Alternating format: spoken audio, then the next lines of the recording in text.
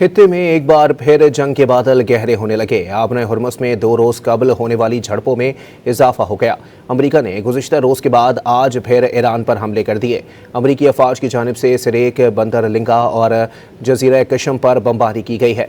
अमरीकी अफवाज ने 10 ईरानी फौजी अहदाफ को निशाना बनाने का दावा किया है।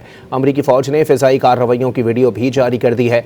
अमरीकी सेंट्रल कमांड ने कहा है कि जंगी तैयारों ने पैनामा के ऑयल टैंकर पर ड्रोन हमले के जवाब में आपने हुर्मुज़ में और उसके करीब मुत्तादिद हमले किए हैं।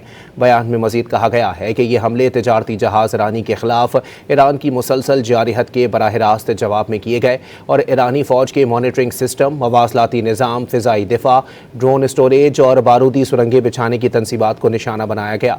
सेंटकॉम ने यह भी बावर कराया कि ईरान को जंगबंदी मुआहदे की पासदारी का मौका दिया गया था, लेकिन उसने ऐसा नहीं किया। खित्ते में एक बार फिर जंग के बादल गहरे होने लगे। आपने हुर्मुज़ में 2 रोज़ कबल होने वाली झड़पों में इजाफा हो गया। अमरीका ने गुज़िश्ता रोज़ के बाद आज फिर ईरान पर हमले कर दिए। अमरीकी अफवाज की जानिब से सिरेक, बंदर लिंगा और जजीरा कशम पर बमबारी की गई है। अमरीकी अफवाज ने 10 ईरानी फौजी अहदाफ को निशाना बनाने का दावा किया है।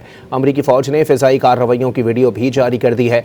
अमरीकी सेंट्रल कमांड ने कहा है कि जंगी तैयारों ने पैनामा के ऑयल टैंकर पर ड्रोन हमले के जवाब में आपने हुर्मुज़ में और उसके करीब मुत्तादिद हमले किए हैं।